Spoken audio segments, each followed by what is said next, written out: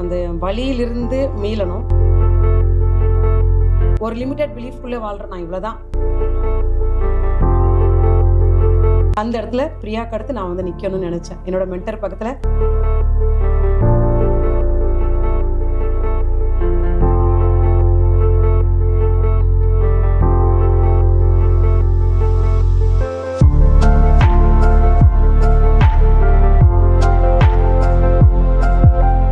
எல்லாருக்கும் hi. So life talks with life கோச்சில் இன்னைக்கு நம்ம வந்து யார்கிட்ட பேச போகிறோம் அப்படின்னா, ஷீஸ் அ ஸ்பெஷல் கெஸ்ட். ஒரு நாள் ரேண்டமாக என்னோட டீம்லேருந்து கால் பண்ணியிருந்தாங்க. கால் பண்ணி லைக் உங்ககிட்ட ஒருத்தர் பேசணும்னு சொல்கிறாங்க, செல்வி மேம் கோர்ஸ் ஜாயின் பண்ணணும் அப்படின்னு சொல்லிட்டு டீம் கிட்ட விசாரிச்சு தான் சொன்னாங்க. அவங்ககிட்ட நீங்கள் கொஞ்சம் பேச முடியுமா அப்படின்னு கேட்டாங்க. ஒரு ஆஃப்டர்நூன் மிட் ஆஃப்டர்நூன் வச்சுக்கோங்களேன். அப்போ லைக் ஓகே நான் பேசுகிறேன் அப்படின்னு சொல்லிட்டு நான் அவங்ககிட்ட பேசினேன். ஸோ அவங்க பேசும்போது நான் யூஸ்வலி எனக்கிட்ட ஒரு ஸ்டூடெண்ட் வந்து படிக்கணும் அப்படின்னு சொல்லும்போது நான் அவங்ககிட்ட வந்து ஓகே பண்ணலாம் அப்படின்னு. பட் அவங்க ஆல்ரெடி 27 இயர்ஸ் ஒரு கவர்மெண்ட் ஸ்கூல் டீச்சராக இருந்தவங்க, ஒரு டீச்சர். அவங்களுக்கு நான் டீச் பண்ண போறேனா அப்படின்ற மாதிரி எனக்கு நிஜமாலே அது அந்த மொமெண்ட் நான் வந்து ஓகேவா நான் அவங்களுக்கு டீச் பண்ண முடியுமா அப்படின்ற மாதிரி நான் யோசிச்சேன். ஸோ ஐ தாட் லைக் அப்புறமா அவங்களோட இன்ட்ரெஸ்ட், அவங்க வந்து அவங்களோட அந்த ஒரு சரண்டர், நான் வந்து படிக்கணும் அப்படின்னு அவங்க கிட்ட இருந்த அந்த ஒரு ஆர்வம் எனக்கு வந்து ஐ ஃபீல் லைக் கண்டிப்பா இவங்களுக்கு சொல்லி தரணும் அப்படின்ற மாதிரி நான் ஃபீல் பண்ணேன். ஸோ 27 இயர்ஸ் கவர்மெண்ட் ஸ்கூல் டீச்சரா இருந்திருக்காங்க. நிறைய குழந்தைங்களுக்கு நிறைய விஷயங்கள் சொல்லி கொடுத்துருப்பாங்க. எனக்கு நிறைய பேர் பெரிய பெரிய இடங்கள்ல வந்து அவங்க வந்து பெரிய பெரிய ஆட்களா இருப்பாங்க இன்னைக்கு. பட் ஆனா ஒரு டீச்சர் அப்படின்றவங்க எப்பயுமே வந்து நான் யூஸ்வலி நான் எப்பவுமே நினைப்பேன், ஒரு டீச்சர்ன்றவங்க எப்போ பார்த்தாலும் எங்காவே தான் இருப்பாங்க. அவங்களுக்கு வந்து இவ்வளோ ஏஜ் ஆயிடுச்சுன்னு சொன்னால் யாருமே நம்ப மாட்டாங்க.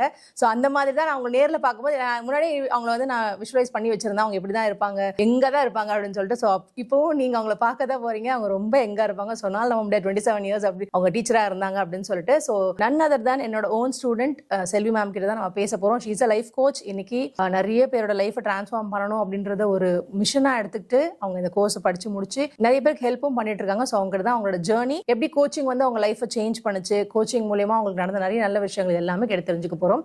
ஸோ நோ ஃபர்தர் டிலே, அவங்க கிட்டே பேசலாம். ஹாய் மேம், எப்படி இருக்கீங்க? நான் சூப்பரா இருக்கேன் பிரியா, நீங்க எப்படி இருக்கீங்க? சூப்பரா இருக்கேன் மேம். என்னை பத்தி இவ்வளோ அழகான ஒரு இன்ட்ரோ கொடுத்தீங்க, ரொம்ப சந்தோஷம். அது வந்து actually I really wanted to to that because ஒரு 27 இயர்ஸ் ஒரு கவர்மெண்ட் ஸ்கூல் டீச்சரா இருந்தது அப்படின்றது இட்ஸ் நாட் ஒரு நார்மல் விஷயம் கிடையாது. ஒரு டீச்சர் அப்படின்றது ஒரு நார்மல் விஷயம் கிடையாது என்ன பொறுத்த வரைக்கும். பிகாஸ் நம்ம ஒரு டீச்சர் கிட்ட நிறைய விஷயங்கள் நம்ம கத்துப்போம். அது நமக்கு லைஃப் லாங் அந்த லேர்னிங்ஸ் நம்ம கிட்ட இருக்கும். ஸோ அந்த டீச்சர் அப்படின்றவங்க அதெல்லாம் சொல்லுவாங்கல்ல, மாதா பிதா குரு தெய்வம் அப்படின்னு சொல்லுவாங்க. ஸோ குருக்கு அப்புறம் தான் தெய்வமே வருவாங்க அப்படின்னு சொல்லுவாங்க. ஸோ அதனால நான் வந்து உங்களுக்கு அந்த ஒரு கண்டிப்பா அந்த இன்ட்ரோ கொடுக்கணும் அப்படின்னு நினைச்சேன். ஸோ சொல்லுங்க மேம், ஸோ 27 இயர்ஸ் ஒரு டீச்சர், கவர்மெண்ட் ஸ்கூல் டீச்சரா இருந்தீங்க. உங்களோட ஜேர்னி பத்தி சொல்லுங்க. எப்படி நீங்க வந்து எனக்கு டீச்சர் ட்ரைனிங் ஒரு பேசிக் கோர்ஸை முடிச்சுட்டு டீச்சர் ட்ரைனிங் முடிச்ச உடனே எனக்கு மேரேஜ் பண்ணிட்டாங்க. அதுக்கு அடுத்த டெலிவரியில் ஒரு ஆண் குழந்தை, அதுக்கு அடுத்து டெலிவரியில் 2 பெண் குழந்தைங்க, ட்வின்ஸ். இந்த லைஃப்ல எனக்கு அந்த 27 இயர்ஸ் அந்த டீச்சிங் ப்ரொஃபஷன் வந்து அந்த ஒரு ஃபிட் ஆச்சுன்னு தான் சொல்ல முடியும் என்னோட சக்ஸஸ்ஃபுல் கரியரில். ஏன்னா அவங்க குழந்தைங்களோட வளர்ப்பு, அவங்களோட படிப்பு, அதுக்கடுத்து அவங்களுடைய திருமணம், அவங்களோட ஜாப், இதெல்லாம் வந்து ஒரு சக்ஸஸாக போகிறதுக்கு இது ரொம்ப நல்ல ஹெல்ப் பண்ணுச்சுன்னு தான் சொல்ல முடியும். இதில் மெயினாக வந்து என்னோட ஹஸ்பண்ட் வந்து ரொம்ப நல்லா ஹெல்ப் பண்ணார். ஸோ ஒரு சுமூகமாக தான் போயிட்டு இருந்தது.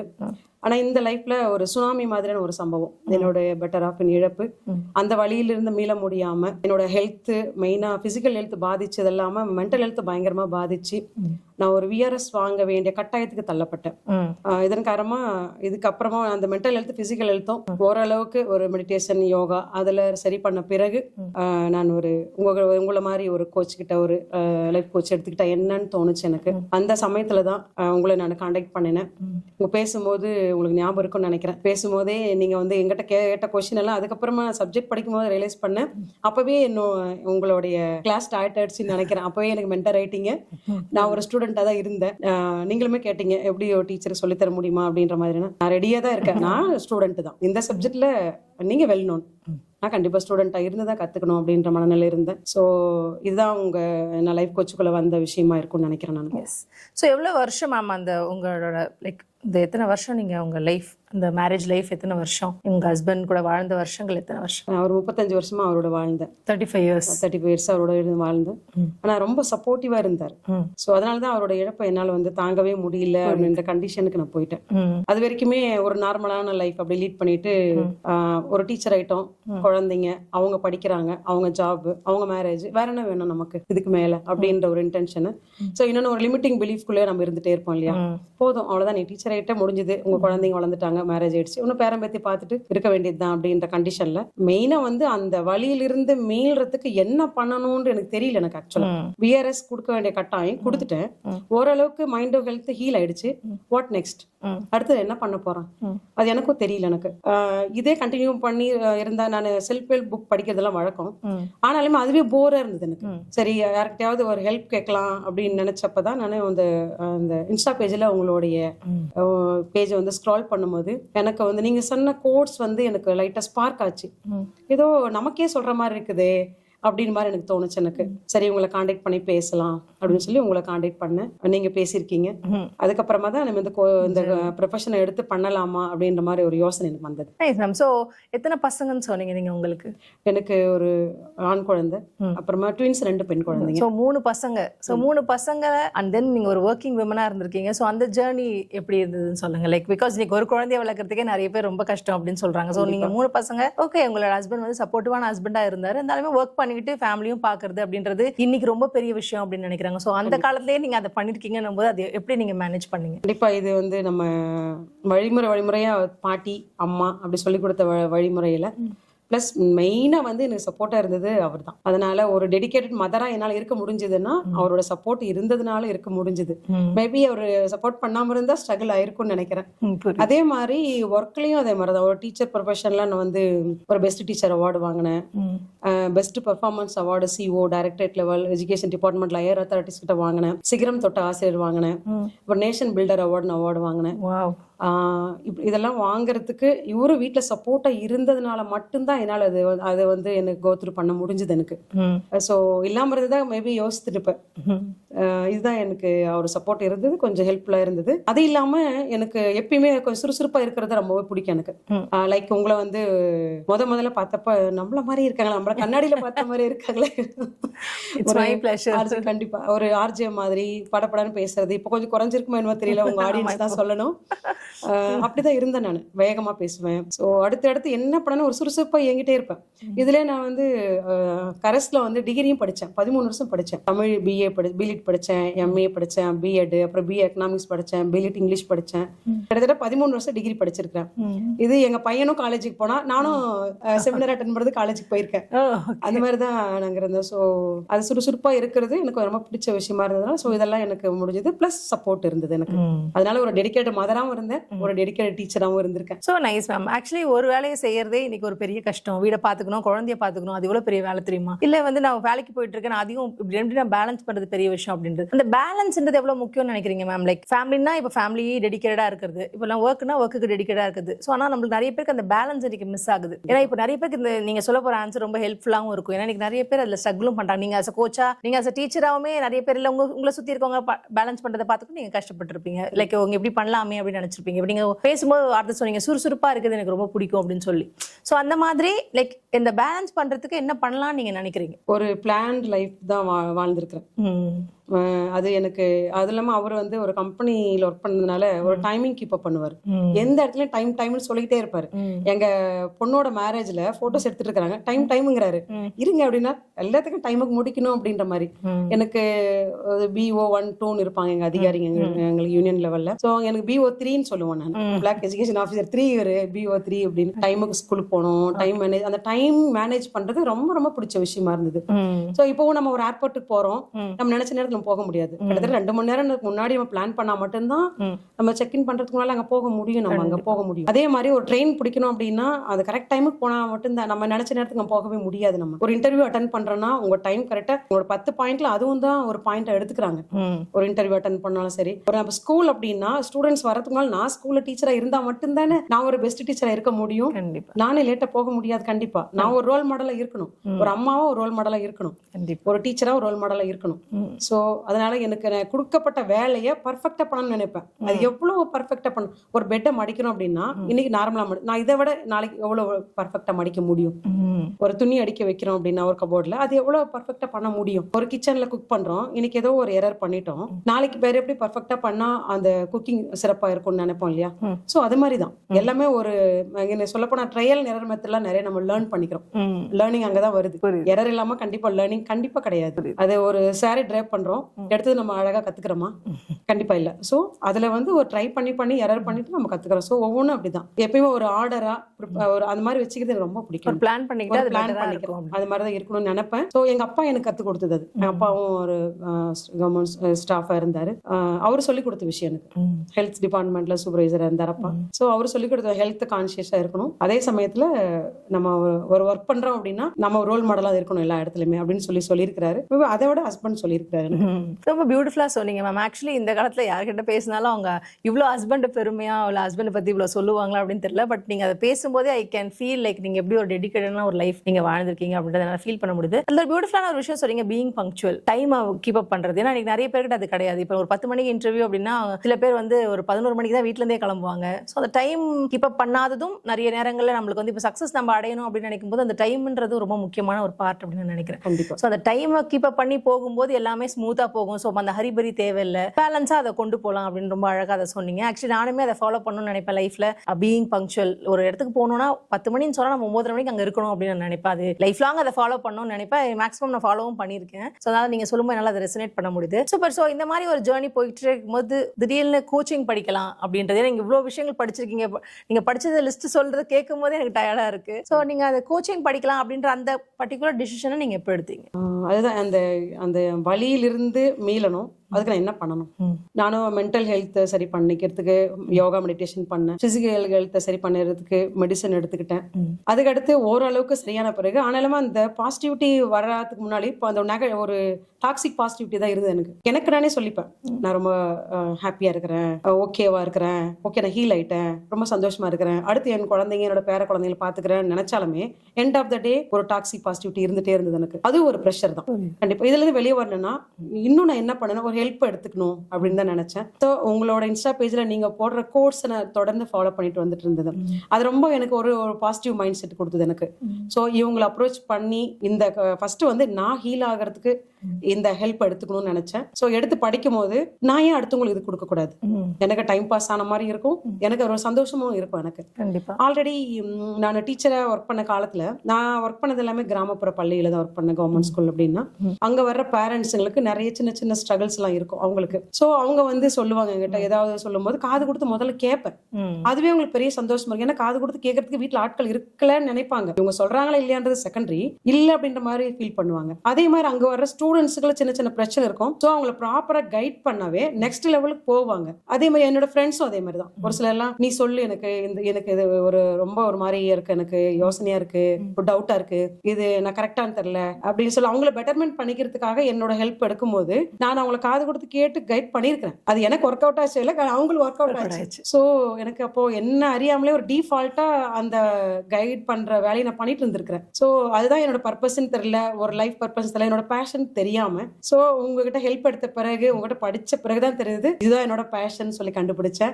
ரொம்ப சந்தோஷமா இருந்தது. எனக்குள்ள ஒரு அசரீரி மாதிரி கேட்டுச்சு, இதற்கு தான் ஆசைப்பட்ட செல்வி அப்படின்ற ஒரு குரல் உள்ளுக்குள்ள கேட்ட மாதிரி இருந்தது. ரொம்ப சந்தோஷமா இருந்தது உண்மையில எனக்கு. ஓகே. சோ நீங்க சொன்னீங்க பேஷன் கண்டுபிடிச்சுன்னா ஐ ஃபீல் சோ ஹாப்பி, ரொம்ப ஹாப்பியா இருந்தேன். அந்த பேஷன் கண்டுபிடிச்சிட்டேன் அப்படின்றது எப்படிப்பட்ட ஒரு ஃபீல் மேம்? பிகாஸ் நிறைய பேர் பேஷன் என்னன்னே தெரியாம நிறைய பேர் இருக்காங்க. பேஷன் ஒன்று இருக்கான்னு கூட நிறைய பேருக்கு தெரியாது. அப்படின்னா அது எப்படி கண்டுபிடிக்கிறதுன்றது அவங்களுக்கு பெரிய ஐடியா இருக்காது. சோ அந்த பேஷனை கண்டுபிடிச்ச அந்த ஃபீல் எப்படி இருந்துச்சு? ரொம்ப சந்தோஷமா இருந்தது உண்மையில, ரொம்ப சந்தோஷமா இருந்தது. என்ன அப்படின்னா 27 வருஷம் டீச்சிங், இப்போ கோச்சிங் அப்படின்னாலுமே ரெண்டுத்துக்கும் டோட்டலா டிஃபரெண்ட் இருக்குது. நான் கூகுள்ல தேடும் போது கோச்சிங் அப்படிங்கிறது லைக் அட்வைஸ் பண்ற விஷயமே கிடையாதுன்னு தெரிஞ்சுக்கிட்டேன். தென் வாட், அப்புறம் வேற என்ன இருக்க முடியும் அப்படின்னு நான் யோசித்தேன். அப்போ கோச்சிங் அப்படிங்கிறது ப்ராப்பரா கைட் பண்றது, வாட் நெக்ஸ்ட், உடைய பழைய விஷயத்த கேட்கறது தெரப்பி. அந்த தெரப்பியும் கண்டிப்பா கிடையாது இது. அப்ப வேற என்ன அப்போ? சோ அடுத்து நீ குழியில விழுந்துட்ட, தெரியாம நடந்து போகும்போது நீ ஏன் விழுந்தன்னு உனக்கு கேட்கல. முதல்ல கைத்தாங்களா தூக்கி விட்டு என்னாச்சு, அடிபட்டுச்சாவா, எந்த வழியை நீங்க கடந்து போகணும், அந்த வழியில கையை காட்டி விட்டு அவங்கள போக வைக்கிறது, லைக் ஒரு அக்கௌண்டபிலிட்டி பார்ட்னரா இருக்கிறது அப்படின்ற மாதிரி தோணுச்சு எனக்கு. இவ்வளவு ஒரு அழகான பர்பஸை கண்டுபிடிச்சதை விட சந்தோஷம் வேற என்ன இருக்க முடியும்? கண்டிப்பா ரொம்ப சந்தோஷமா இருந்தது. ஸோ நீங்க அதை ரொம்ப பியூட்டிஃபுல்லா சொன்னீங்க. நான் எப்பயுமே கோச்சிங் படிக்கிறவங்கள காட் சோசன் சைல்டுன்னு சொல்லுவேன். எல்லாராலையும் கோச்சிங் படிக்க முடியுமானா கிடையாது. அது கடவுளால் தேர்ந்தெடுக்கப்பட்டவங்களால தான் அதை பண்ண முடியும்னு நினைக்கிறேன். ஏன்னா எல்லாருமே ஒரு விஷயம் இன்னைக்கு ஏதாவது ஒரு பிரச்சனைனா ஒரு விஷயம் சொல்லணும் அப்படின்னா டக்கு நம்ம ஏதாவது ஒருத்தர் போய் சொன்னா உடனே சொல்யூஷன் இறங்கிடுவாங்க. இதை பண்ண அதை பண்ண அதை பண்ண. கோச்சிங் அப்படி கிடையாது. உனக்கு என்ன பிரச்சனைன்றத பொறுமையா கேட்பாங்க. ஸோ அந்த கேட்கறதுன்றது ஒரு பெரிய மேஜர் பார்ட் இன்னைக்கு நிறைய பேருக்கு தேவைப்படுற ஒரு விஷயம். ஸோ அதை எடுத்து அழகா பியூட்டிஃபுல்லா படிச்சீங்க. Like how it change your life. நீங்க கோச்சிங் படிக்கும்போது நம்ம ஃபர்ஸ்ட் மாறுவோம், அதுக்கப்புறமா தான் மற்றவங்களை மாத்துறதோ இல்லை மற்றவங்களுக்காக நம்ம ஹெல்ப் பண்றதுக்கு போகும். ஸோ அது உங்களை எப்படி மாத்துச்சு? அது என் லைஃப்ல ஒரு முக்கியமான ஒரு கட்டம் இதுதான் நான் நினைப்பேன். ரொம்ப அழகான கொஸ்டினும் கூட இது. இப்போ முதல்ல நான் ஹீலானு, அதுதான் ரொம்ப ரொம்ப சந்தோஷமா இருந்தது எனக்கு. நான் இந்த நிலையில உட்காந்துருக்கேன்னா ஒரு 3 வருஷத்துக்கு முன்னாடி பழைய போட்டோஸ் எல்லாம் காமிச்சா லைக் 65+ மாதிரி இருப்பேன். அந்த அளவுக்கு மோசமான ஹெல்த், மைண்ட் செட்டு, அந்த அளவுக்கு அப்படியே ஒரு டெப்தா போயிட்டு அதுக்குள்ளார ஓவர்வெல்ம் ஆயிட்டு அதுல மூழ்கி போயிட்டேன். அவ்வளவுதான். நம்ம லாஸ்ட் கட்டத்துக்கு வந்துட்டோம். 3 பிள்ளைங்க, மேரேஜ் ஆயிடுச்சு, ஜாப்ல இருக்காங்க 3 பேரும், 2 மருமகனுங்களும் ஜாப்ல இருக்காங்க, மருமகளும், ஒரு பேரம் பேத்தி, வேற என்ன வேணும்? அவ்வளவுதான். கோயில் குளம் அப்படி போயிடலாம் அப்படின்ற மாதிரி ஒரு தாட் தான் விஆர்எஸ் கொடுத்துட்டு அப்படி இருந்துட்டு இருந்தேன். பட் இந்த நிலையில ஒரு லைஃப் கோச் எடுத்துட்டு ஒரு அந்த எடுத்து நான் படிச்சு அடுத்தவங்க சொல்றதை விட நான் ஹீலான அந்த டாக்ஸிக் பாசிட்டிவிட்டி இப்ப இல்ல.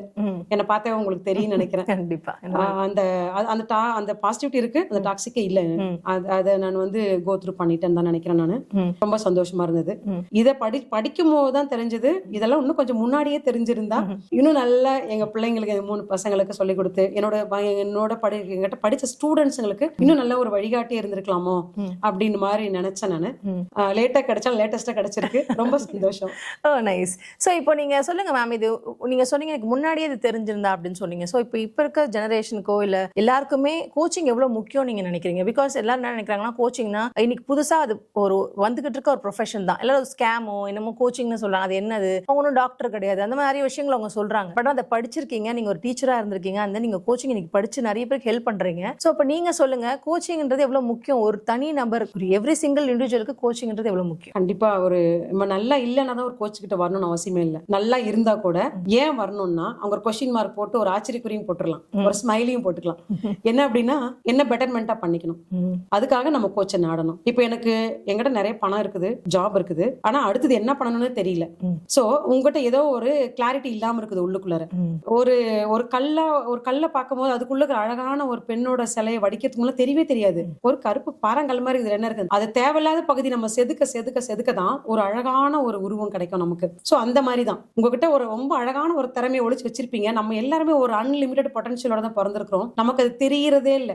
ஒரு லிமிடெட் பிலீஃப்குள்ளே வாழ்றேன். நான் இவ்வளவுதான், நானும் ஏற்கனவே டீச்சர் ஆயிட்ட முடிஞ்சு போச்சு, அவ்வளவுதான். ஒரு பேசிக் கோர்ஸ் முடிச்ச டீச்சர் ஆயிட்ட, சம்பாதிக்கிறேன், என் 3 குழந்தைங்களை வளர்க்குறேன், என் ஹஸ்பண்டை பாத்துக்கிறேன், ஒரு நார்மல் லைஃப் லீட் பண்ற போதும் அப்படின்ற ஒரு மைண்ட் செட்ல இருந்து நான் இந்த நிலைமைக்கு வந்த பிறகுதான் ஒரு லிமிட்டட் பிலீஃபோட வாழ்ந்திருக்கிறேன் அப்படின்னு நினைக்கிறேன். இப்பதான் தெரியுது ஒரு அன்லிமிட்டட் பொட்டன்ஷியலோட இருந்திருக்கிறேன். இது தன்னால வெளியில இருந்து வராது, உள்ளுக்குள்ள இருந்திருக்கு. நீங்க அதை கிளாரிட்டி கொடுத்திருக்கீங்க. நீங்க அதை தேவையில்லாத பகுதி ஒதுக்கி இருக்கீங்க, நெகட்டிவ்ஸ் எல்லாம் எடுத்திருக்கீங்க, பாசிட்டிவா கொடுத்திருக்கீங்க.